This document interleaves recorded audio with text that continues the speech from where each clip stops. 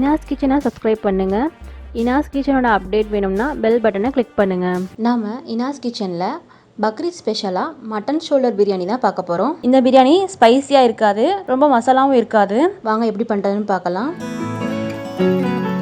First mutton shoulder 1 kg எடுத்திருக்கோம். அதோட ஒரு 1/2 kgயும் நான் மட்டன் எடுத்திருக்கோம், பெரிய பெரிய பீஸாக. இதெல்லாத்தையும் க்ளீன் பண்ணிவிட்டு மஞ்சத்தூள் உப்பு போட்டு தடவி வச்சுருக்கோம்.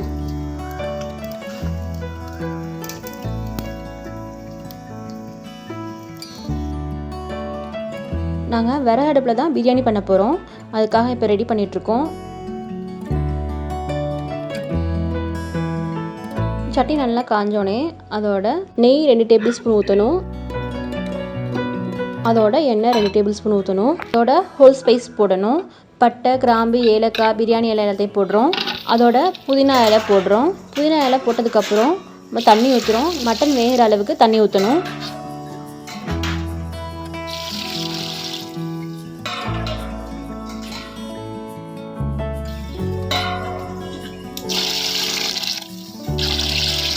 தேவையான அளவு உப்பு போடணும். மூடி போட்டு நல்லா கொதிக்க விடலாம்.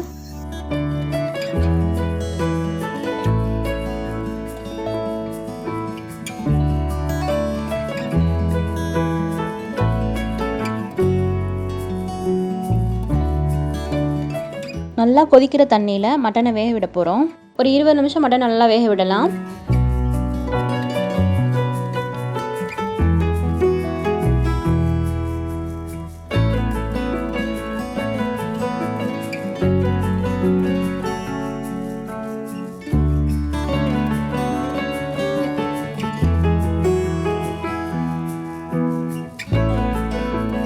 இருபது நிமிஷம் கழித்து அதோட வெங்காயம், தக்காளி, பச்சை மிளகா இதெல்லாம் ஆட் பண்ணுறோம். வெங்காயம், தக்காளி, பச்சை மிளகாவோட இன்னும் 20 நிமிஷம் நல்லா வேக விடலாம் மட்டனை.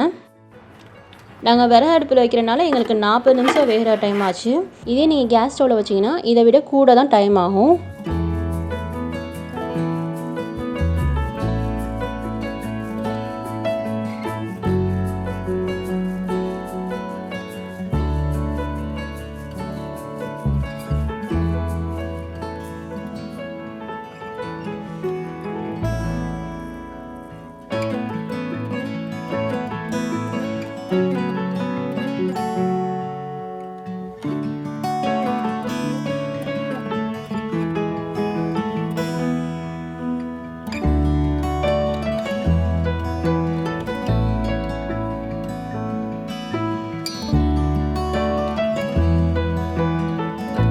இப்போ 40 நிமிஷம் ஆச்சு. மட்டன் வெந்திருக்கும். இப்போ அதை எடுத்துடலாம்.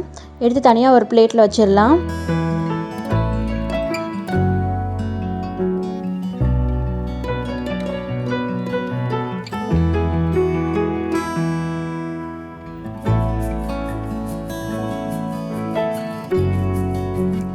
இந்த தண்ணியிலேயே இஞ்சி பூண்டு பேஸ்ட் 1 டேபிள் ஸ்பூன் போடணும்.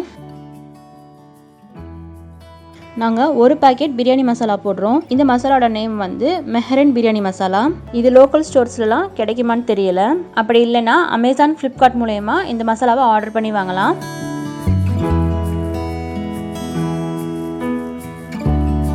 அப்படியே இந்த மசாலா வாங்க முடியலன்னா நார்மலாக வீட்டில் இருக்க மசாலாலே இதை ட்ரை பண்ணி பார்க்கலாம். அது என்னென்ன மசாலான்னா மிளகாய்த்தூள், மல்லித்தூள், சீரகத்தூள், மிளகுத்தூள் இது எல்லாமே 1.5 டீஸ்பூன் போடணும். 1 படி அரிசி எடுத்துருக்கனால நம்ம 1.5 படி அளவு தண்ணி ஊற்றணும். ஏற்கனவே மட்டன் வேக வச்ச தண்ணி இருக்கனால அதையும் மெஷர் பண்ணி தண்ணி அளந்து ஊற்றணும்.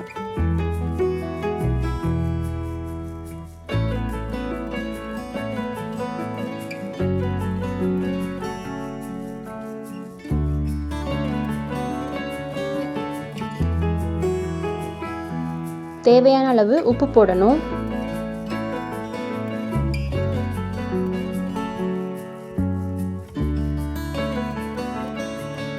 இப்போ வெந்த மட்டனை வந்து தனியாக தோசை தவாவில் நம்ம ஃப்ரை பண்ண போகிறோம். இப்போ தவாவில் எண்ணெய் ஊற்றி நல்லா ஃப்ரை பண்ணணும்.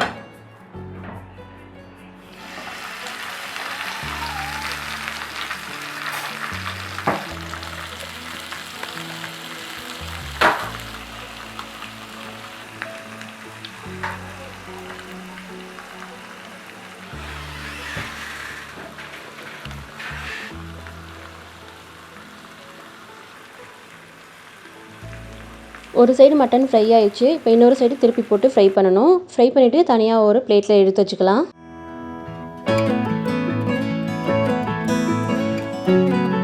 நல்லா கொதி வந்ததுக்கப்புறம் ஒரு படி பாஸ்மதியை ஊற வச்சுருந்தோம்ல, அதை இப்போ தண்ணி இல்லாமல் வடிகட்டி போடணும். இந்த தண்ணி வத்துற அளவுக்கு அரிசியை வேக விடணும்.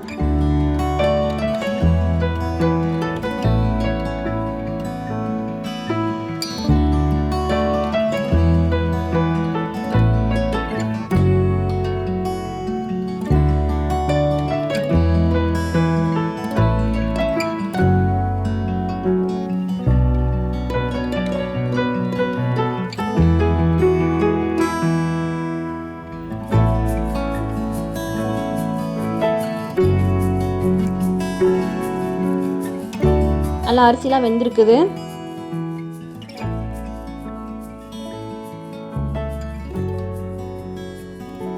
இப்போ இதில் ஃப்ரை பண்ண மட்டனை வைக்கலாம்.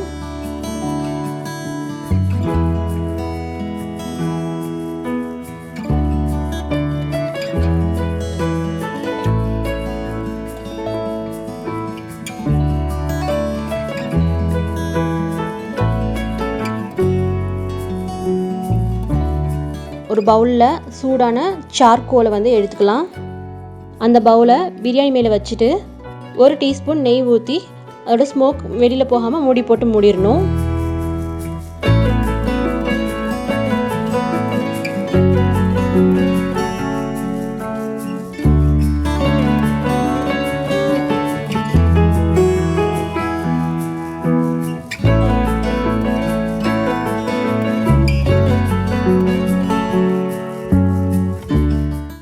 கீழே உள்ள சார்கோல் எல்லாத்தையுமே மேலே அந்த மூடி மேலே வச்சிடலாம். மூடி மேலே வச்சுட்டு 20 நிமிஷம் தம்மில் வைக்கணும்.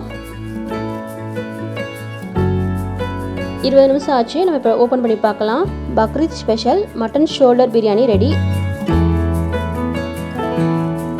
இந்த பிரியாணி ஸ்பைஸியாக இருக்காது, ரொம்ப மசாலாவும் இருக்காது. இந்த பிரியாணியை எல்லாரும் விரும்பி சாப்பிடலாம். நீங்களும் இதை ட்ரை பண்ணி பாருங்கள்.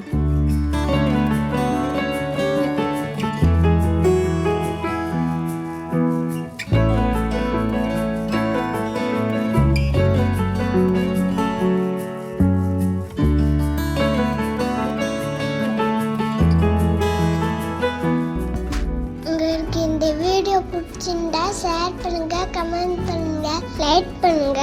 இன்னாஸ் கிச்சனுக்கு சப்ஸ்கிரைப் பண்ணுங்க.